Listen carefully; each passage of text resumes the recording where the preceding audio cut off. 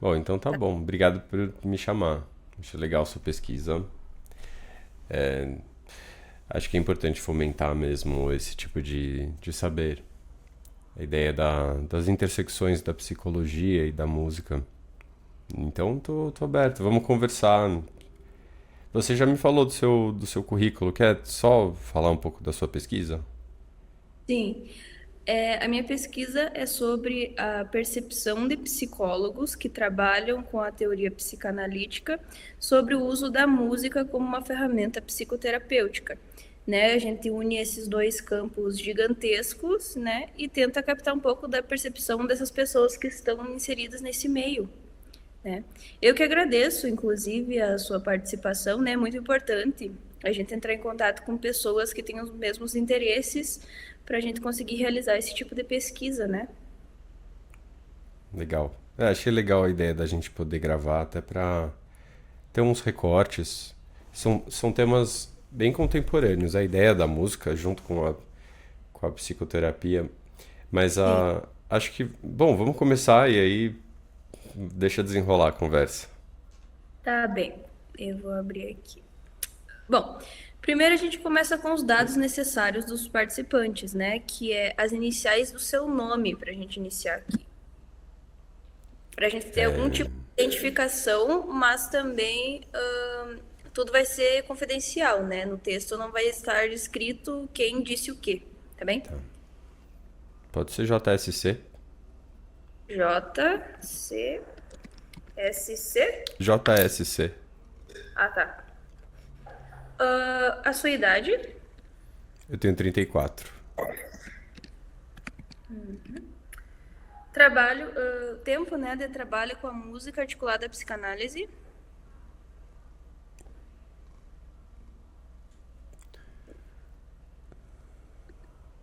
8 anos. tá bom. A partir daqui, então, a gente consegue conversar mais com fluidez, né? Vamos começar com o seu processo de formação, tá bem? Como você percebe o seu processo de formação para intervir com o uso da música? A partir do curso de psicologia, eu tive algumas realizações interessantes sobre a arte. O curso que eu Sim. fiz, que foi a graduação na psicologia da PUC, comecei lá em meados de 2011. Ele é um curso muito bom, muito propositivo. Eu gosto muito da ideia da PUC, assim, de manifestar um pensamento bem aberto, seja na conduta dos próprios alunos, seja nas propostas de diálogo entre. Tem uma coisa que é bem do coração da faculdade, assim, da liberdade que eles te dão, de reflexão. Então, falamos muito sobre tipos de abordagens diferentes. É, mas, a respeito da música, eu não vi absolutamente nada. Assim, nada. Não teve nada do meu curso que fosse especificamente nesse âmbito. Uhum. Então, assim, mais pra frente eu fiz uma pós-graduação em musicoterapia, que me Sim. habilitou nesse sentido. O meu TCC da graduação da psicologia foi um processo de composição musicoterapêutica, que é um processo que eu mesmo desenvolvi naquele momento através de algumas referências que eu tinha, mas que eu mesmo fui coletando sozinho. Sim, por interesse pessoal, não por influência da faculdade, no caso. Por influência da faculdade, o meu foi, na verdade, numa aula de psicanálise em que se falava sobre objetos transicionais e fenômenos transicionais, em que o Gilberto Safra, num artigo que a gente leu, é, sobre essa questão, né, dos objetos e fenômenos transicionais, a transicionalidade, as dificuldades que ele enfrentava ali no atendimento com crianças. Ele percebia que exigia talvez uma postura dele diferente e ele foi adaptando e através da arte, dos escritos, dos contos, ele encontrou um caminho. Então, a partir da história de uma criança, ele transformou numa historinha lúdica e através do lúdico uma maneira de ultrapassar, digamos, essa barreira do superego ou essa Sim. barreira do não dito, essa barreira do inconsciente ou do conteúdo que não é exatamente metabolizado, e metabolizar esse conteúdo, criando narrativa, dando palavra, que é uma função da narrativa, da fala dentro da psicanálise. E daí, portanto, ele entregava esse textinho para as mães lerem, para as crianças compreenderem melhor o que elas estavam vivendo. Eu falei, nossa, mas que tal fazer isso com música? Né? E foi esse meu TCC. Tá publicado na revista da PUC. Foi um processo bem interessante. Uma pessoa que eu fui até Sorocaba, musiquei a experiência de vida dele, um paciente hemodialítico.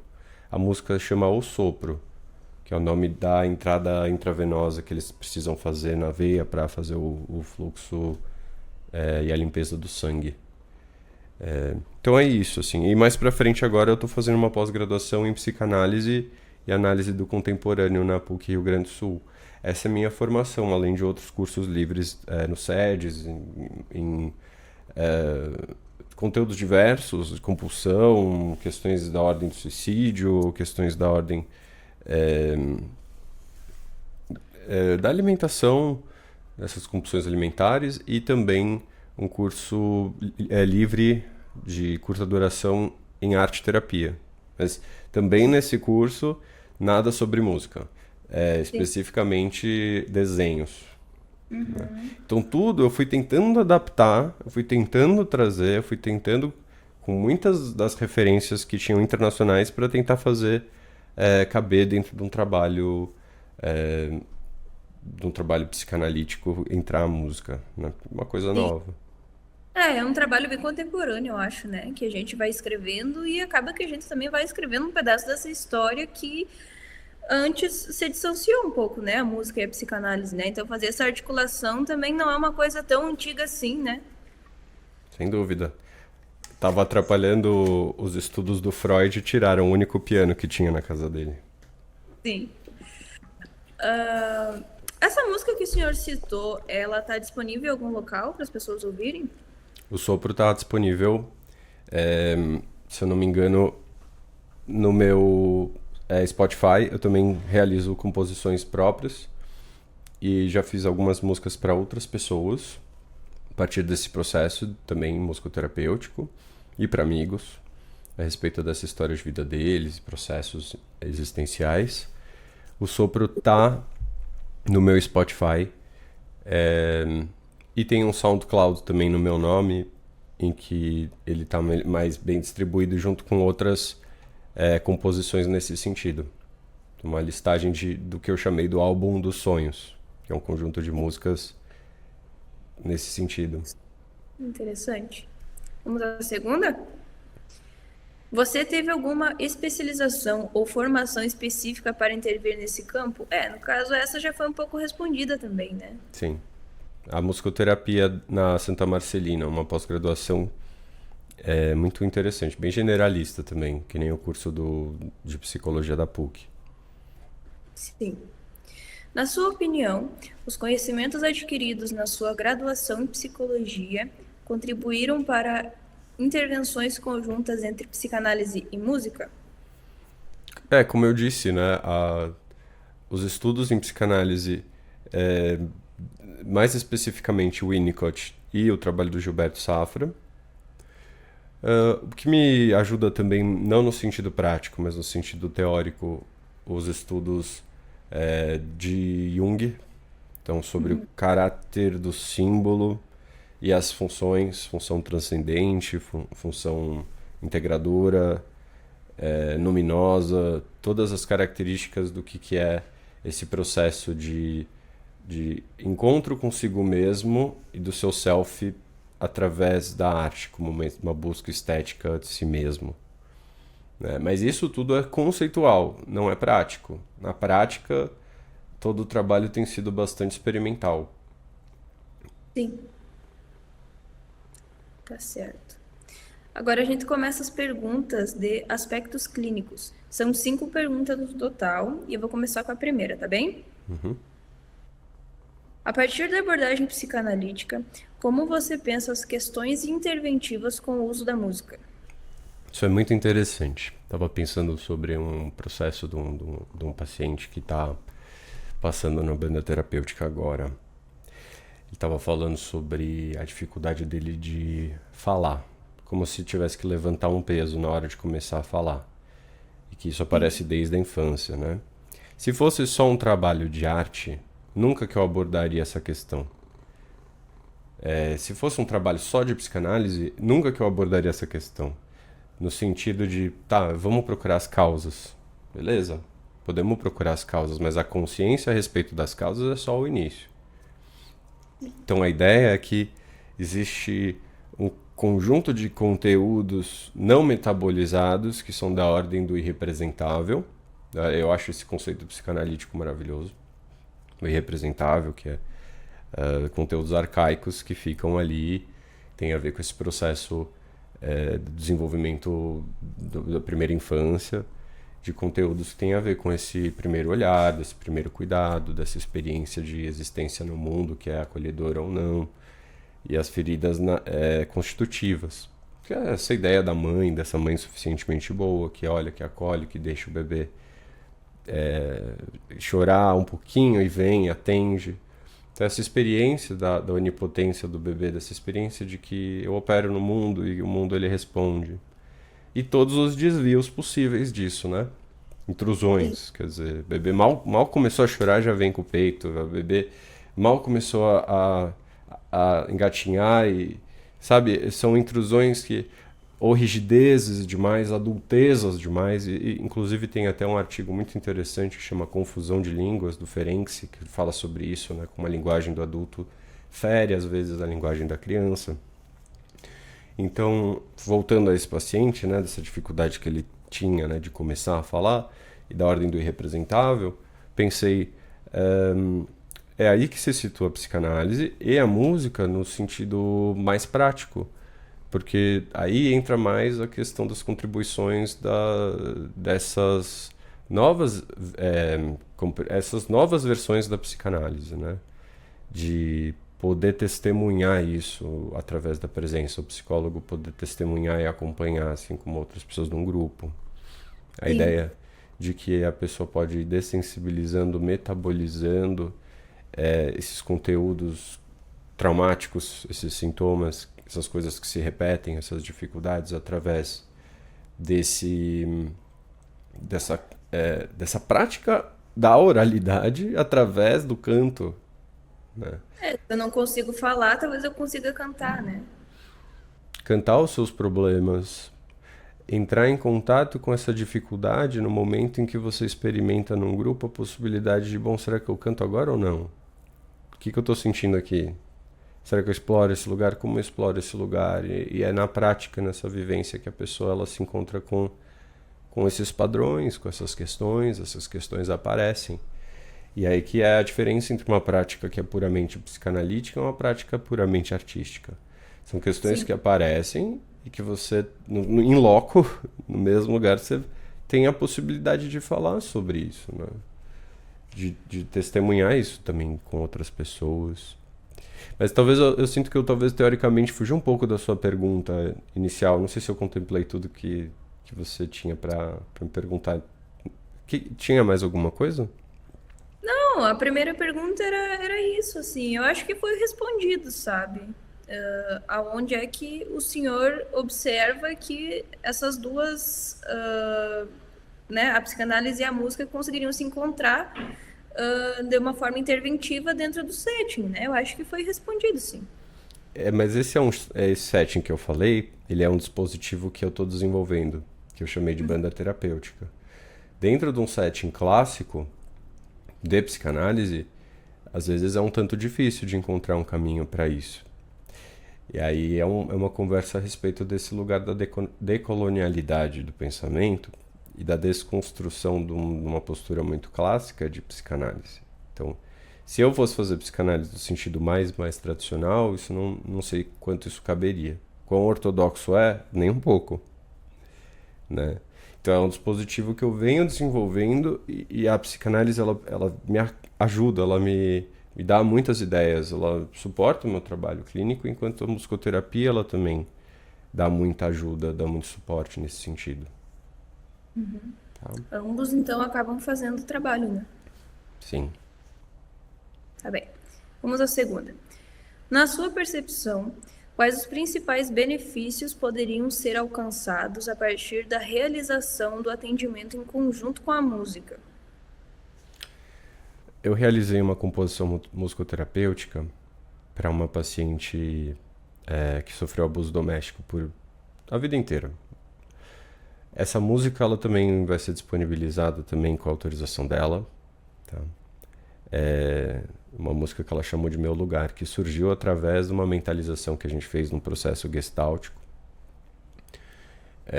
Então eu peguei emprestado também para trabalhar com arte, música e psicologia. Acho que do meu ponto de vista tem uma postura bem fenomenológica, no sentido da compreensão do fenômeno humano de uma maneira bem abrangente, porque o fenômeno ele é complexo. Então a gente fez uma mentalização de um autoacolhimento que surgiu através de uma crise que ela estava tendo no momento, que era uma crise aguda, de lembranças desses processos que ela viveu. Da crise, ela encontrou um lugar que era um lugar muito confortável dentro dela, um lugar muito bonito dentro dela que ela criou, que eu estava lá também. Desse lugar eu pedi para ela escrever um texto sobre isso, e esse texto a gente transformou em versos, e eu peguei os versos e improvisei com estruturas, pensando no meu artigo, no artigo que eu escrevi sobre as modalidades de composição, as diferentes modalidades. Uma delas é a composição musicoterapêutica através de estruturas conhecidas. Então eu peguei uma harmonia em sol, fiz uma harmonia em sol e improvisei junto com ela cantando a letra que ela tinha escrito. Tá? Então, esse processo todo... Agora volta a sua pergunta, né? Me pergunta de novo, só pra gente não perder a âncora do que estamos falando. Tá bem, vou ler novamente.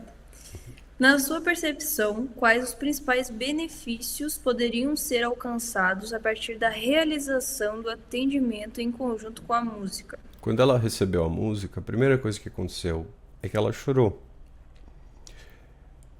Quando a gente chora, as pessoas tendem a ver o choro como uma coisa negativa, né? Eu vejo o choro como a possibilidade de você ver o mundo de novo. A água cai e limpa. Limpa um pouco a visão. No sentido de experimentar um pouco, revisitar de novo alguma experiência. E daí, portanto, poder cair algumas narrativas. Né? Narrativas que... Interessante forma de pensar. Algumas narrativas a gente se apega e elas não nos ajudam. Então quando a gente revisita uma certa situação, tanto que a gente chora às vezes por emoção, né? Então tem uma graça aí, a graça. Não é exatamente a graça divina, né? Mas a graça de poder rever alguma coisa, uma nova perspectiva, né? Então ela chora. E ela chora, e essa experiência de choro e afeto, ela é corporal, ela é total. A música, ela convida para uma experiência total e corporal. Que talvez um diálogo, uma narrativa que a gente tem feito também, né? Também tem um acesso aí, mas é um acesso diferente. A Diane Austin fala sobre essa característica, né? Da utilização da música nesse contexto como algo que traz a pessoa ao seu próprio corpo, aquilo que muitas vezes dessa ordem do irrepresentável, dessa coisa não metabolizada, como uma função terapêutica que faz parte de um processo de elaboração e perlaboração, né? Primeiro você entende, vai fazendo alguma coisa com isso, vai transformando isso num objeto. E ela falou, olha, quando você me tocou essa música, é como se a minha experiência ela tivesse se tornado mais real. É como se ela tivesse se tornado mais verdadeira. Não vai ficar só aquilo que aconteceu comigo. Tem coisas boas também, e eu estou percebendo isso. O que vem junto dessa abertura que ela está tendo. Da possibilidade de ter um valor, de um alto valor, de ter uma autorreferência, de não ser só um objeto uma agressão de um outro, mas a Sim, possibilidade de ser, né? Fala. ressignificar também toda essa experiência que ela teve, né? E trazer isso de uma forma completamente nova para ela, né? Se nós cantamos sobre uma experiência, o que que isso vai me trazer? O que que isso vai me evocar? Né? Coisas completamente diferentes que e ainda assistindo outra pessoa cantar para ela sobre ela, né? De que forma isso toca ela? Então, é uma experiência muito interessante que o senhor conseguiu prover para ela também, né? Dentro desse setting que vocês tinham esse vínculo e aí foi possível, né, fazer essa criação. Essa é uma das características que eu venho pensando sobre a composição musicoterapêutica. No artigo que eu escrevi, eu fiz um levantamento de tudo que foi feito aqui no Brasil nos últimos 15 anos. E eu usei como referência para analisar isso o trabalho da Felicity Baker, que ela fez um compilado enorme assim de vários tipos, como o que você está fazendo, mas em processos de composição musicoterapêutica. E então ela compilou um monte de formas diferentes que o pessoal tem realizado isso. E uma coisa que eu não encontrei, que é o que eu fiz no meu TCC e que eu fiz também em alguns outros processos como esse que eu falei agora, é a possibilidade de você construir uma letra junto, ou você escutar a história de uma pessoa e você compor uma letra para essa pessoa e escrever uma música e gravar a música e cantar a música para essa pessoa, ou gravar a música e ela escutar. Isso é inédito também, isso é uma coisa que faz parte da minha pesquisa e que também é um artigo que eu tenho para desenvolver. No meu TCC eu falei um pouco sobre os resultados, né? Assim como eu Sim. falei sobre os resultados para você agora. Mas é uma nova forma também, né? O senhor, querendo ou não, está escrevendo uma nova forma de unir essas duas coisas e de conseguir conversar com essa pessoa, de conseguir apresentar para ela a história dela. Isso, eu acho isso fantástico, realmente. Eu também nunca vi isso acontecer antes. Pode me chamar Para... de Jax, Tá bem. mas é isso. Vamos à terceira? Vamos. Tá bem. Quais critérios você utiliza para levar em consideração o uso da música no contexto psicoterapêutico? Quando que a música se faz necessária dentro desse setting?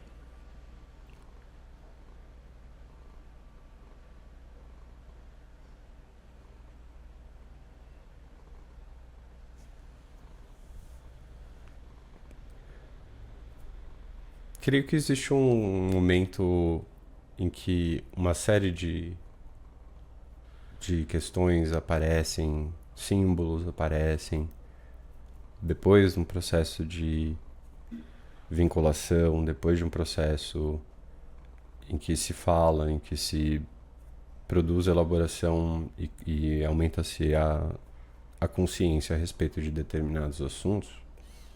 E no próprio processo de aumento de consciência, de expansão da consciência, que deriva dessa investigação clássica, né, psicanalítica, aparecem símbolos, aparecem imagens. Digamos que às vezes é como um farol que vai iluminando. Eu gosto muito de usar os símbolos para descrever experiências, né? Porque são maneiras, assim como os mitos são produtos históricos desse tipo de experiência humana, né? Porque nós, segundo Jung, a gente está sempre produzindo símbolos. Um homem não era racional, nós somos homens simbólicos. Essas pessoas, seres humanos, são simbólicos.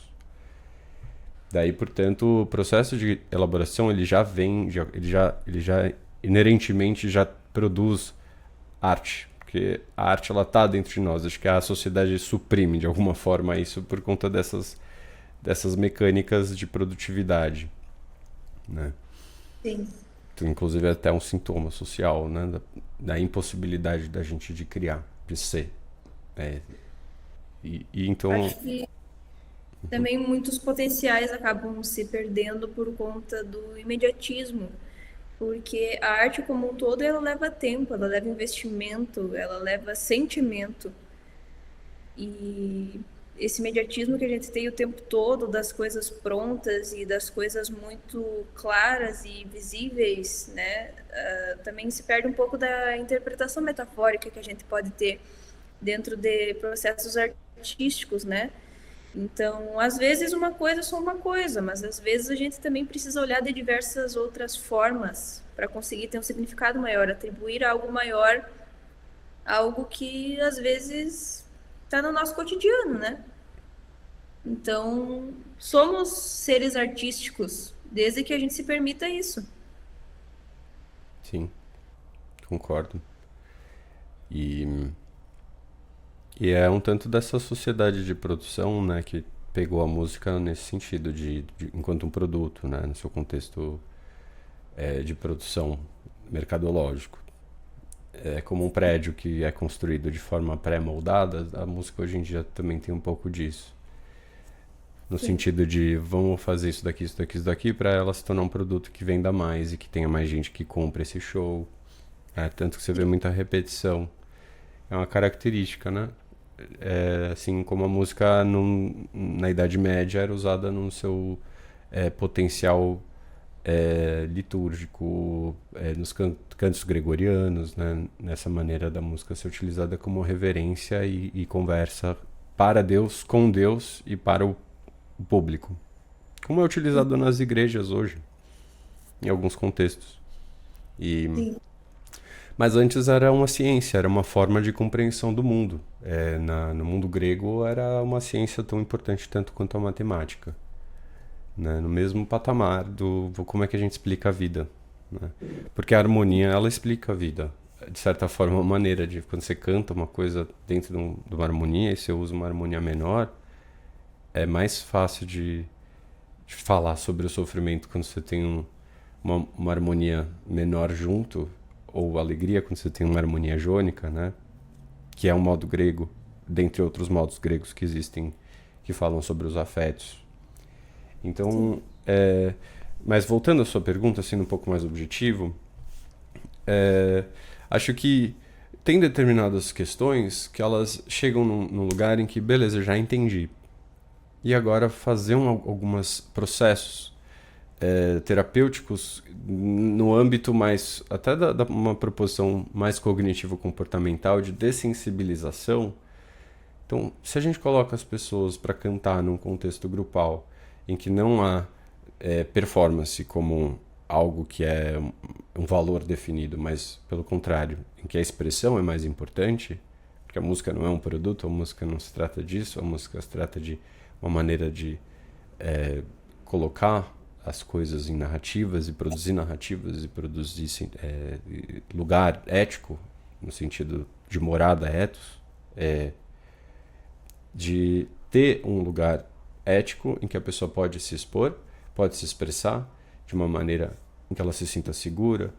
E é esse o lugar que eu acho que vale a pena quando você já tem uma certa elaboração. Então vamos cantar sobre isso?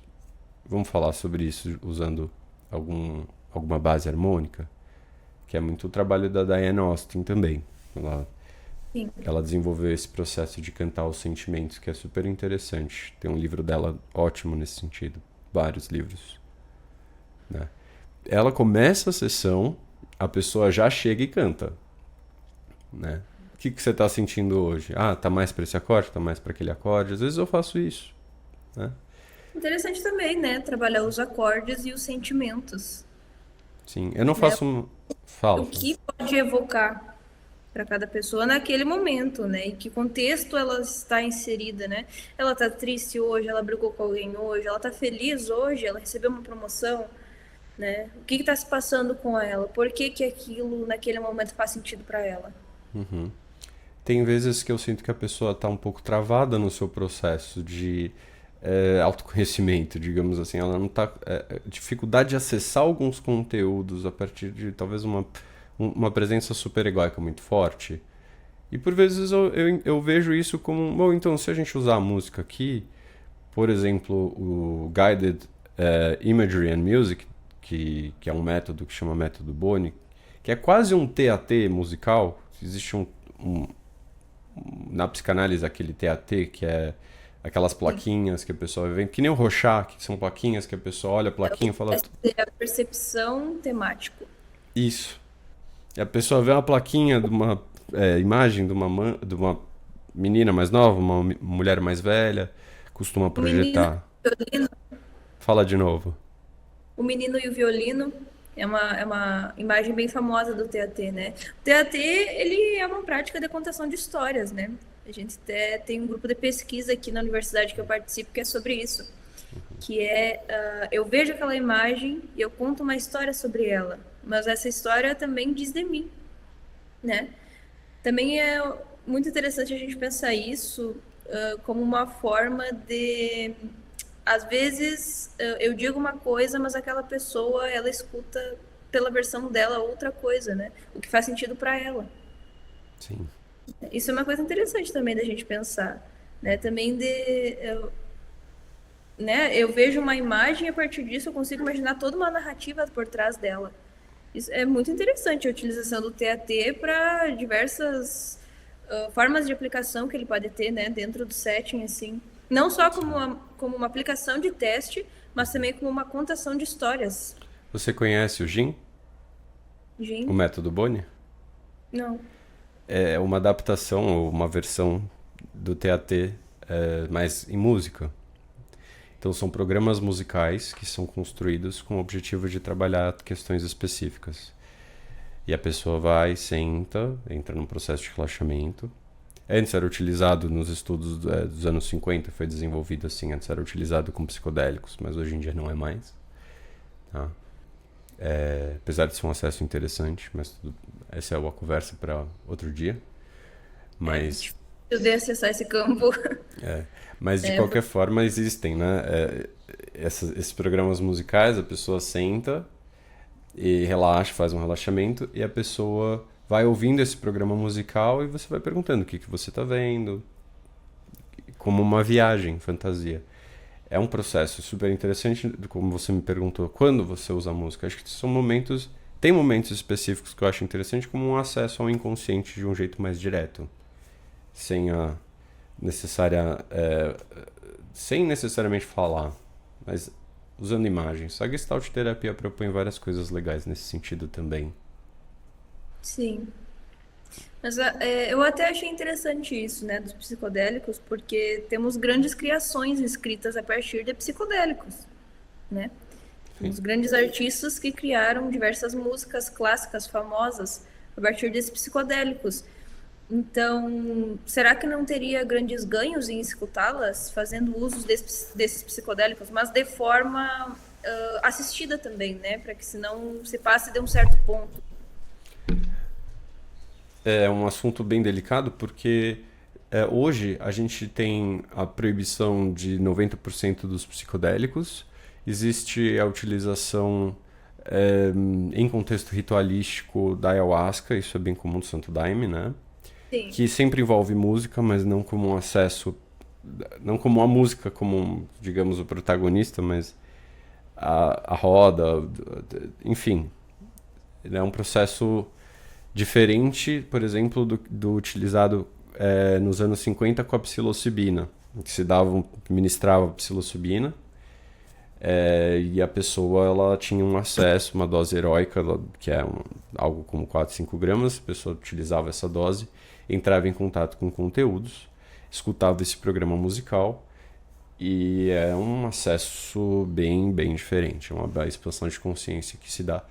Acontece que no Brasil a utilização desse tipo de substância ela é proibida. É possível a utilização como um estudo botânico, algo assim. Não entra na categoria. Né? Então tudo que existe nesse sentido é um tanto clandestino, assim, digamos. Né? É uma zona cinzenta na utilização desse tipo de material. Acho que você até pode utilizá-lo num contexto ritualístico, enfim. Por isso que eu disse que é uma conversa talvez para um outro momento, porque ela é delicada, é uma conversa vasta, assim, sobre isso. Apesar de eu achar bem interessante, diga-se de passagem. tá bem. Vamos à penúltima? Vamos. Essa é interessante, né? Principalmente para o senhor, eu acho. Qual a sua opinião sobre a musicoterapia? Ótima pergunta. A musicoterapia, ela tem uma tendência a neurologizar alguns casos. No sentido de que a base epistemológica em que eu fui apresentado, em que a musicoterapia me foi apresentada, era uma tendência muito neurologizante. Então a gente vai explicar as condutas da musicoterapia para o tratamento que é hoje utilizado no Brasil, principalmente em reabilitação para pessoas com AVC, pessoas que tiveram o que tem Parkinson, pessoas com síndrome de Down, ou questões específicas de motricidade. É mais usado nesse tipo de público. Autismo também é muito utilizado no Brasil e no mundo, né? Então a explicação, por vezes, a base epistemológica desse tipo de prática é esse movimento tal vai ter uma função específica na área occipital que está relacionada à área mesolímbica, e por conta dessas interações que se dão, existe um aumento, uma plasticidade neuronal por conta dessas questões que estão afetadas aqui nessa área específica do cérebro. Legal, isso é joia. Faz todo sentido. Mas eu acho que a musicoterapia ela perde um pouco no sentido de tanto do acesso às pessoas que não têm essas condições. Então a utilização da musicoterapia em contextos diferentes, como eu proponho no dispositivo da banda terapêutica, que é a utilização desses métodos da musicoterapia. Então a composição musicoterapêutica, o canto, né, a interpretação musical, a recepção, escuta musical e o improviso para adultos com questões da ordem da psicologia, da psicanálise. Então, questões de medo de palco, fobias, questões existenciais, questões interpessoais, questões da ordem da ansiedade, questões da ordem da depressão, coisa que a musicoterapia hoje não aborda com força. E é para aí que eu estou indo. É esse nicho que eu estou querendo desenvolver no meu trabalho, que eu venho desenvolvendo, né, com as minhas pesquisas. E que tem muita gente que é muito contemporânea, que tem muita gente interessada, e tem algumas pessoas desenvolvendo também lá os seus trabalhos. Cada um à sua maneira, porque é uma coisa bem nova. O método de musicoterapia ele foi criado e categorizado e compreendido como método em 2015. O método de composição musicoterapêutica em musicoterapia. É extremamente recente. A gente está falando de uma coisa contemporânea. Então, a musicoterapia ela é muito legal, muito propositiva, diversas abordagens como essa que eu falei, o método Boni, que estava pleiteando esse lugar ali do inconsciente nos anos 50, mas que foi cortado por questões políticas nos Estados Unidos, né? Assim como a arte, né, nesse lugar, né, da expressão, enfim, que a musicoterapia poderia acolher mais. Mas isso também lhe torna pioneiro. Ser um pioneiro é sempre interessante, né? Abrir uma mata virgem assim, você por vezes se vê num lugar meio escuro, e por onde eu tô andando? Será que por esse caminho é legal? Será aqui, putz, aqui não deu certo, vamos tentar de outra forma, né? Os meus clientes sabem que de certa forma eles são cobaia, eles participam dessa pesquisa, eu assino o termo de consentimento com eles, né? Sim. Tudo regularizado. É por aí. Devem ter dúvidas, devem ter... É um trabalho meio solitário também, né? Assim, quando a gente está iniciando algo que não é muito falado, que não tem muito material, né? Sem dúvida, porque na psicologia não cabe esse tipo de trabalho. Se eu quero desenvolver o meu mestrado, eu não tenho espaço livre na psicoterapia tradicional ortodoxa. Então, orientador, que é um cara muito, às vezes, ligado a uma corrente específica, vai olhar e falar, mas aqui o que você está fazendo é muito emprestado disso, daquilo, você está abrindo demais, você não está sendo ortodoxo o suficiente. Então a academia, ela por vezes nos limita na nossa conduta, e isso torna o trabalho às vezes difícil. Para eu desenvolver isso enquanto uma pesquisa, um mestrado, no Brasil hoje é muito difícil, porque na faculdade de medicina, nem na musicoterapia, porque na musicoterapia não existe uma cátedra nesse sentido ainda, né? Então às vezes é bem desafiador, solitário. Às vezes as pessoas me perguntam, mas e aí, o que você faz? O que é musicoterapia? Mas como é que se dá esse trabalho? Porque ninguém sabe muito bem o que é, né? Vamos à última? Vamos.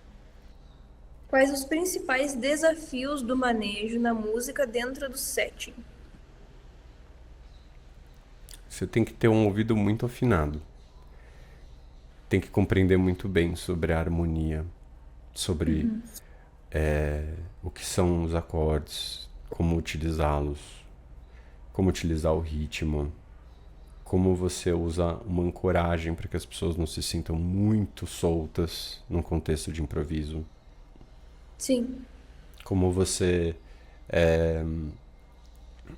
utiliza os métodos de musicoterapia de um jeito efetivo a partir de um diagnóstico de ansiedade ou depressão, que é uma coisa difícil de construir, mas então são caminhos que você tem que construir para tentar desenvolver maneiras, atividades, mecanismos de acesso a esse tipo de sintoma, de diagnóstico.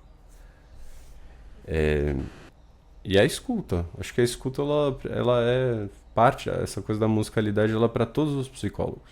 No sentido de saber, que quando você toca um instrumento, você tem que saber ouvir e você tem que saber dialogar ao mesmo tempo, né? Que você está fazendo a base para o outro que está solando em cima, vice-versa.